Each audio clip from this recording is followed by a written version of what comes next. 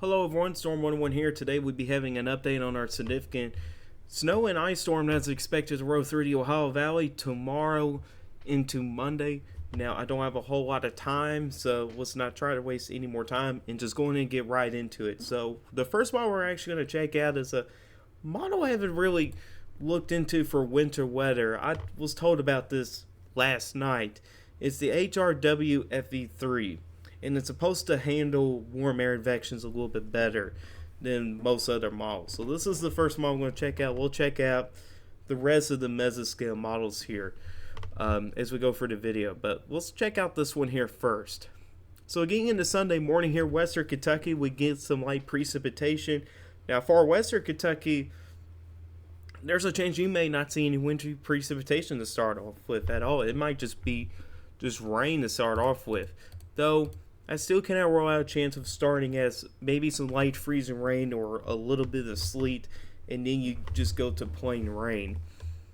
But here comes our precipitation in here, and then look what starts to happen as we get into deeper into Sunday morning here.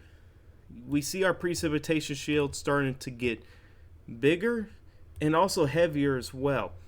That means that there's more moisture being pumped in here, fighting against the dry air. We're going to have plenty of dry air to start off with the morning, but there's also a ton of moisture heading towards the dry air, and it's really going to win out the battle here in terms of the moisture fighting the dry air. So you're really going to see a lot of precipitation, including some heavier precipitation, start to come in here Sunday morning. And check out all that snow that this model here is spitting out across parts of central and some of those western Kentucky counties along the Ohio River. Could be some periods of heavy snow out there. Now, this is getting into in the middle of the afternoon on Sunday here, and it still shows a lot of snow out there. Now, I'm afraid that may be a little bit overdone, is because I believe there's going to be some sleet contamination within some of the snow here, and this model here is actually not really showing much away of sleet, so that really makes me skeptical about how big the snow shield is on this model here. But to figure that out, we can check out some forecast soundings. So let's go to Hardin County, south of E-Town. Let's look at what's going on. So you can see here, we need to look over here in this red box that I just put up here, and we'll be able to see here's our freezing line right here. This is our freezing line. Right through here is our freezing line, and if that red line and the green line goes to the right of this line, that means temperatures are above freezing. But you can see here we're just barely at the freezing mark here, so this would be all snow. This would be all snow. You can see the surface air temperature is 27 degrees. So in this case here, this will be all snow. So the precip type map is correct. But then again, I feel like there's going to be a little more sleet mixed into what this model here shows to be a little more realistic. But either way, there's a lot of snow out there. Could be at times very heavy snow. And if we get a sounding out there in parts of eastern Kentucky, you got moisture from the surface all the way up to 500 millibars. I mean, you're going to get some very heavy snow within that, especially if you get quite a bit of lift to work with out there. You're going to get some periods of some very heavy snow in there. And then you can see here that sleet and freezing rain line makes it towards Louisville and Lexington, probably sometime in the early to mid-afternoon or sometime around that time frame. And here comes our surface low here, 997 millibars. In northern Arkansas, so a little bit of a stronger low on this model here, but check out all the freezing rain. A lot of freezing rain out there with the system here. And you can see here that low there kind of continues to move more to the east. We actually got some severe weather ongoing across the deep south here. There's actually an enhanced risk for severe weather down there for tomorrow. Damage winds, tornadoes can be on the table. Meanwhile, for us up here in Kentucky, we got probably a mixture of some snow and sleet across northern Kentucky, maybe even getting as far north as Covington. Meanwhile, areas kind of along and maybe just south of the I-64 corridor dealing with that freezing rain. And then across southern Kentucky, It's just plain old rain down across parts of southern Kentucky. And here comes that surface low here. It kind of moves up into western Kentucky. Might be a little bit to the north for my liking, but I don't think it's that far off. But you can also see here comes your dry slide come in.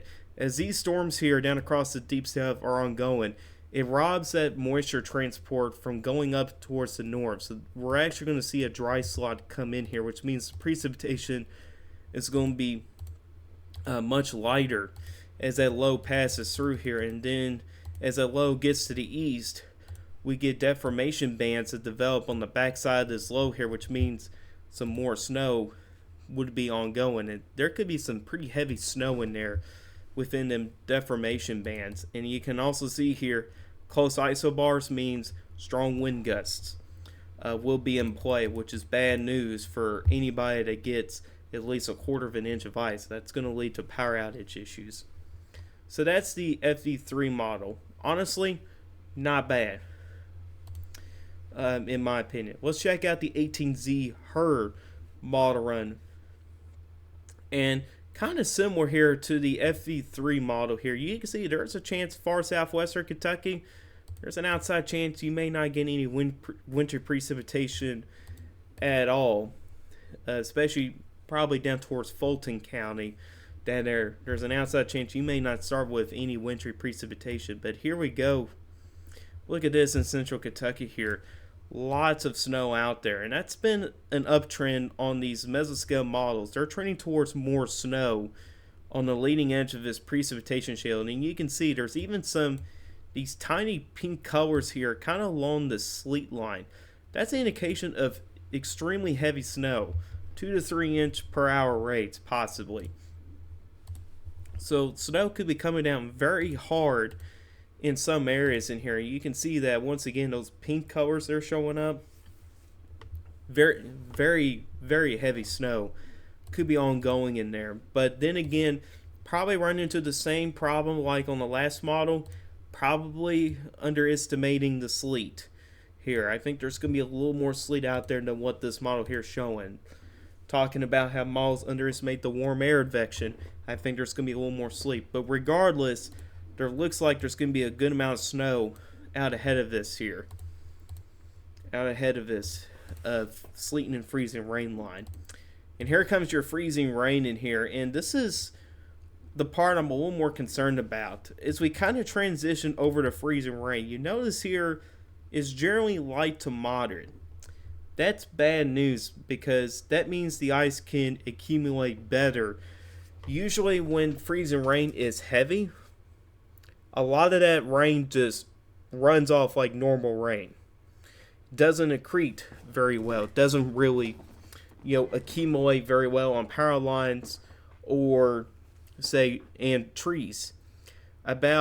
Maybe about a small, maybe like a third of that freezing rain that falls from the sky accretes or accumulates when it's heavy freezing rain. But when it's light to moderate, especially if it's light freezing rain, a good chunk of it can accumulate or accrete on trees and power lines. So this is a trend that we don't want to see. We don't want to see lighter freezing rain as a trend on the models because that's very bad. And then we look back off towards west, and the precip type map says a bunch of sleet. Good chance that's going to be wrong, and I'll show you guys why here. Let's go to Evansville, Indiana.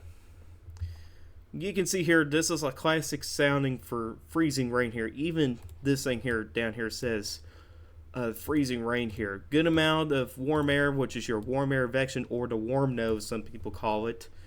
Going to the other side of this freezing line here, and you can see surface air temperatures is 29 degrees down there.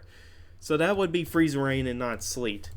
And you can see here a pretty strong low on the HRRR model, 999 millibar low going kind of falling along the Bluegrass Parkway. I think that's going to be too far north. I think it's going to be a little bit to the south.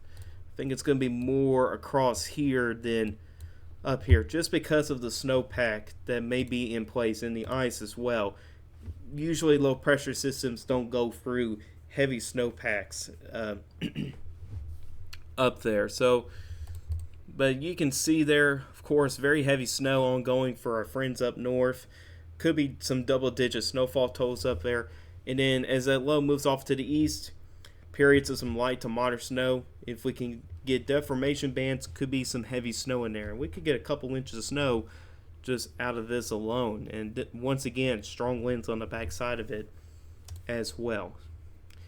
Move on to the rapid refresh, and you'll kind of see a similar theme here.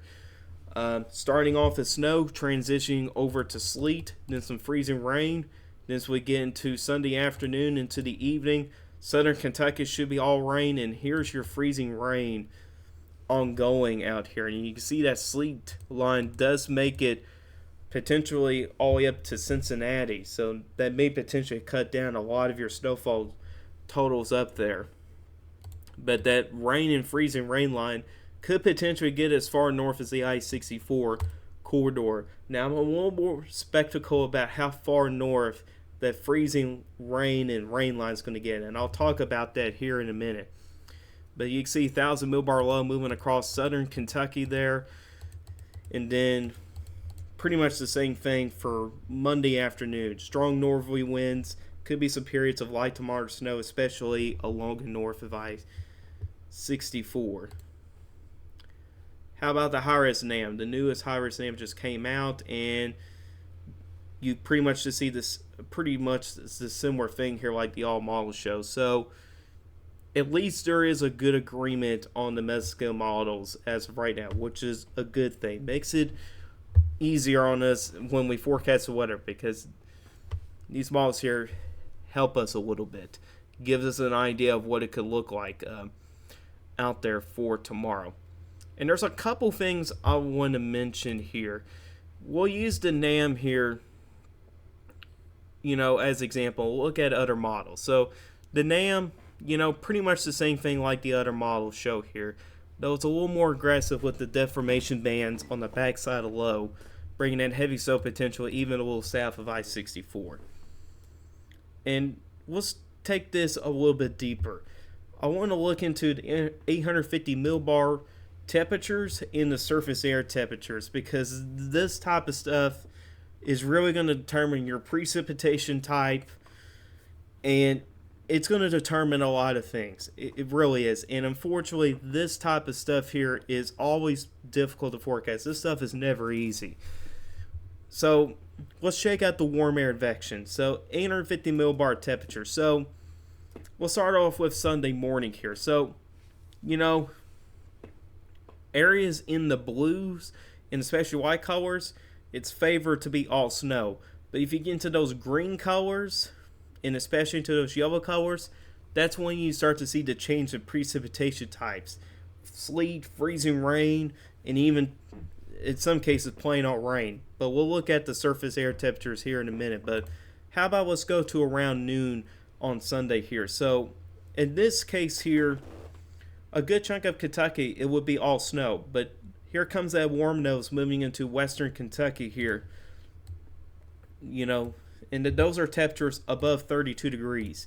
And there could be some pretty warm temperatures up there as well. There could be temperatures potentially in the 40s, especially down across southern Kentucky out there. But if you get into like Sunday, evening here, that sleet line, gets up towards Louisville and Lexington by that time.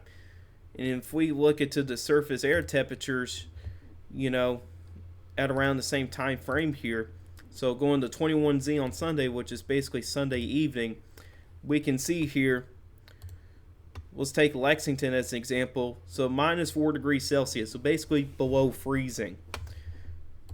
The surface air temperature, 27. So that would be all snow. But let's get deeper into the evening here. Okay, so now your 850 millbar temperature is 5 degrees Celsius, basically above freezing. Above 0 degrees Celsius is above freezing in Fahrenheit. If 0 degrees Celsius is 32 degrees Fahrenheit. Just want to point that out there. But you can see here at the surface, okay, the surface air temperature hasn't changed. So at this point here, the warm air advection is overriding the cold, shallow air at the surface, and that's where you get the sleet and freezing rain threat. That's why we're going to see multiple different types of precipitation, for tomorrow. And then as you get, into Sunday night here, that sleet line gets almost to about Covington and Cincinnati by that time. And usually the NAM family does do a little bit of a better job with the surface air or the warm air advection. Surface air temperatures, that's going to be something for tomorrow. By tomorrow morning, we'll see where the models are with surface air temperatures. If they're too cold or too warm. We won't really be able to answer that question until tomorrow morning, which at that point, that'd be nowcasting by that point. And you can see here now, if you end up getting above 32 degrees, it's just plain old rain. It would just be plain old rain above 32 degrees. So that rain line gets as far north as E-Town, Lawrenceburg,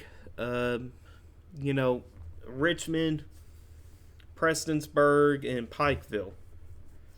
So that's about as far north that rain line could potentially get. But let me talk a little bit deeper about the surface air temperatures, because remember, we're going to start off as snow on this system here. So I want to go back to precip type map. You can see here it's got periods of moderate to heavy snow to start off with.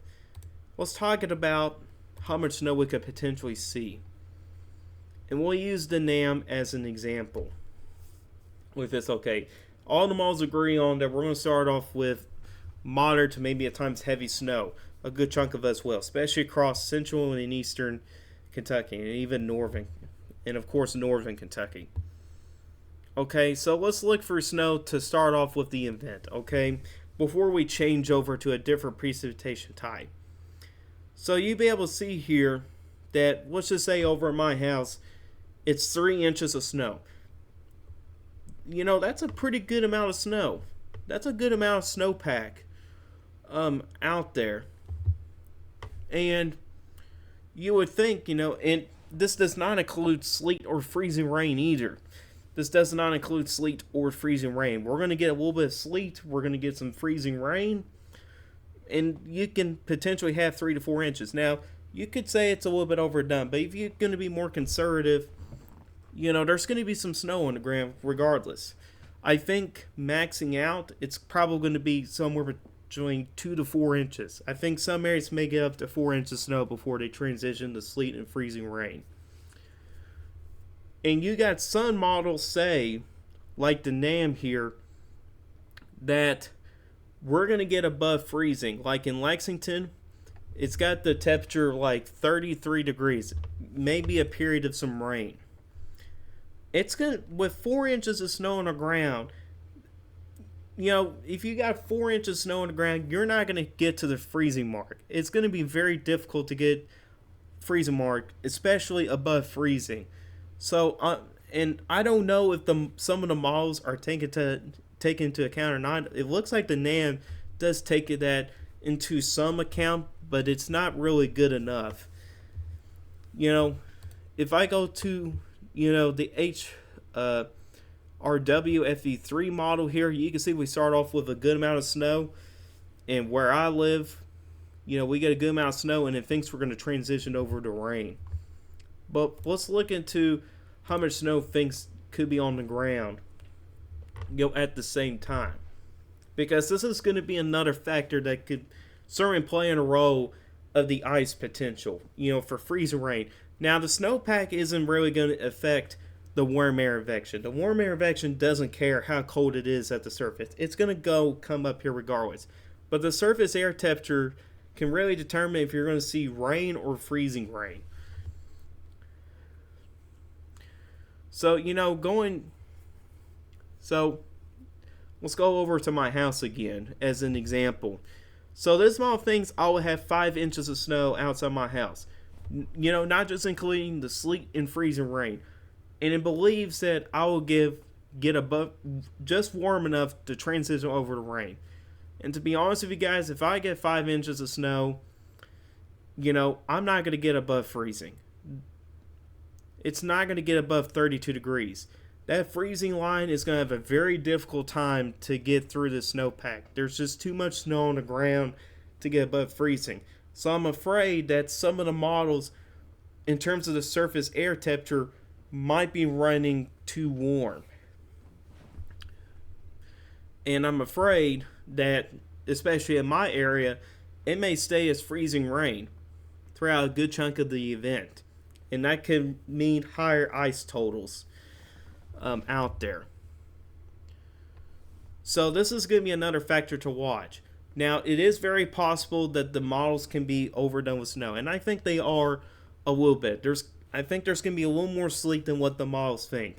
But even if I'm going to be more conservative, which I think a more conservative range, I think I could potentially see 2 to 4 inches of snow before I transition over to sleet. And you can probably say the same thing for like E-Town, Louisville, and Lexington, and Richmond.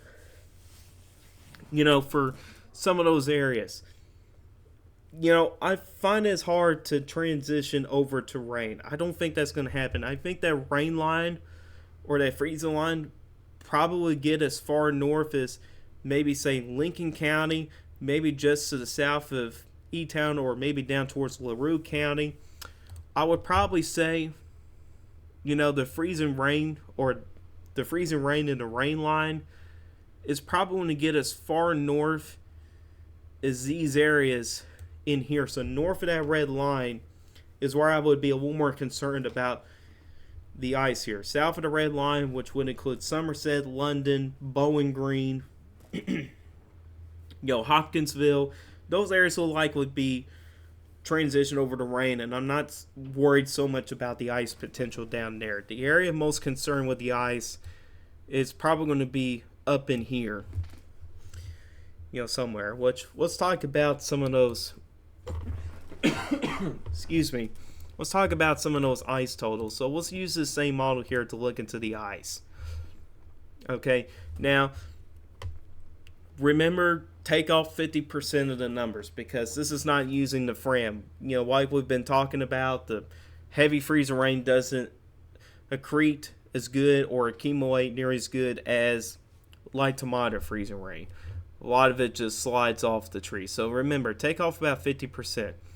And like I was saying here, this model here likely a little bit too far north of that rain line. It likes to take up to about as far north as just about to I-64. So these amounts down here just south of Lexington are probably going to be underdone. But you can see here, if we take off about 50%, you're talking about anywhere from about a quarter of an inch to almost a half an inch of ice. And there might be some areas that may get low over half an inch of ice as well. The maximum potential ice, in my opinion, would probably be either 6/10 of an inch or 7/10 of an inch of ice. Okay, I can see some areas getting close to 3/4 of an inch as the maximum potential. And, that's still a lot of ice. A quarter to half an inch of ice would certainly cause some problems out there. We could check out the HRRR model for the ice as well. Let me real quick here get all these models here update on the freezing rain accumulation here, so we don't have to wait for every single one. So let's check out the HRRR here for ice. And honestly here, I think this is kind of closer to my thoughts here with the HRRR here. And I do believe it takes into some account of what we were talking about earlier, that snowpack of the surface here probably not going to get above freezing. I think it does take that into an account.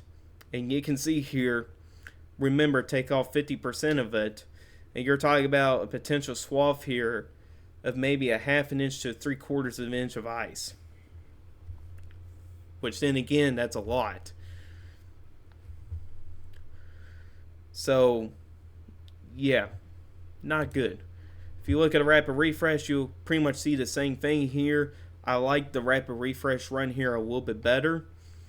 And you can see here kind of targets along the I-64 corridor. Potentially a quarter to, generally a quarter, a half an inch of ice, with some areas maybe pushing 3/4 of an inch of ice. But also remember here that the models There's going to be a heavier wave of precipitation, but on the onset, when we're going to transition over to freezing rain, is looking to be lighter, and that's a trend we don't want to see, because if we end up trending lighter for the freezing rain, then more of that freezing rain that falls from the sky will accrete and accumulate. And it could be a little bit easier to accumulate when you have some snow on the ground out there as well, keeping your temperatures cooler. So it could be a little bit easier to accrete or accumulate. There's a lot of factors, when it goes to freezing rain accumulations, and that's why it's very difficult to forecast. I just saw the National Service discussion earlier, and they were talking about the potential of how warm those warm droplets could be. Them water droplets could be, almost 40 degrees Fahrenheit, and that can make it more difficult to accrete or accumulate. So you got all these factors here coming in here, and it really makes the forecast very difficult for freeze rain. And you also got to take into account of how models going to handle surface air temperatures in the warm air advection. There's just so much that goes into it, and it really fries our brains. And this is the high-risk NAM here, and I think on the 18Z runs a little bit to the south, but it's becoming, and we're starting to see a much better agreement on the models here, especially on the short-range models, which is something we like to see. And you can see the NAM model, pretty much the same thing out there. And you can also notice here, there could be a pretty sharp cutoff on the ice totals, from central Kentucky down into southern Kentucky here, notably trending towards a sharper cutoff on those ice totals down there. That's something I forgot to mention. If you look at throughout most of the models here, you can see potentially a pretty sharp cutoff, with those ice amounts. Now, I did not have time to update my snow map, but I had time to update my ice accumulation forecast map. And you can see here I changed the ranges a little bit on the red zone, and then I added in a new zone. So, across southern Kentucky, a trace to a 10th of an inch. It's very possible that some isolated areas, especially down towards the Tennessee border, may not get any ice accumulation, so that's a possibility. But for most areas, it's going to be a trace to a 10th of an inch of ice. The high pink shade is a 10th of an inch to a quarter of an inch of ice. Very sharp cutoff here. Not a very big area across the south. That does include Campbellsville, Princeton, Madisonville, and Paducah, and even just to the north of Pikeville. Going just a little bit to the north, you reach to the red zone, which is a quarter of an inch to 4/10 of an inch of ice. That would include E-Town, Lynchfield, Danville, Richmond, Berea, and Prestonsburg. And then we get into near the I-64 corridor, just about the I-64 corridor. Could be anywhere from 4/10 of an inch to 7/10 of an inch of ice. Very possible some areas can get pretty close to 3/4 of an inch of ice, especially the trend that we've been seeing here is trending a little lighter on those freezing rain rates, which is not good. That's something you don't want to see. That may drive up the ice totals just a little bit.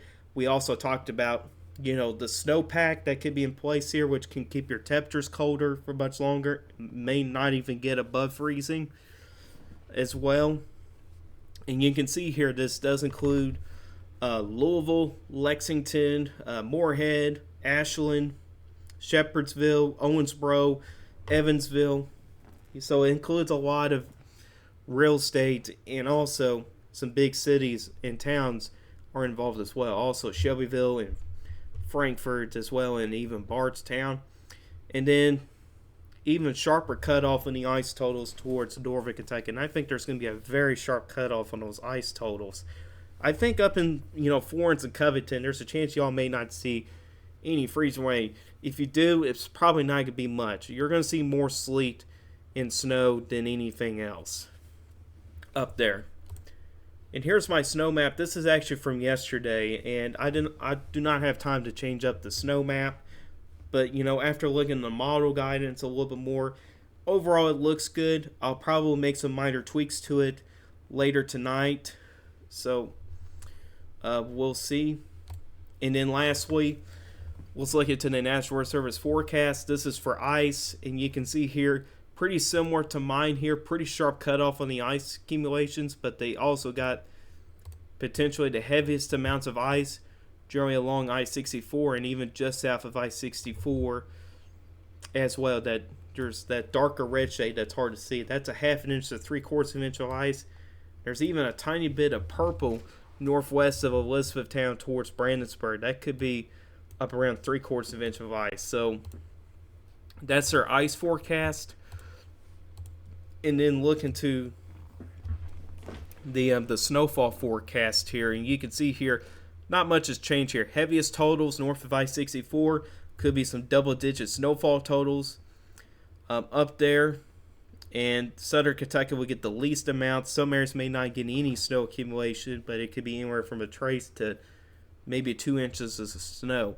They got Lexington 4 to 8, Louisville 5 to 10, Moorhead 5 to 9, Ashland 6 to 11, and then Covington 7 to potentially up to 13 inches of snow. So quite a big spread out there.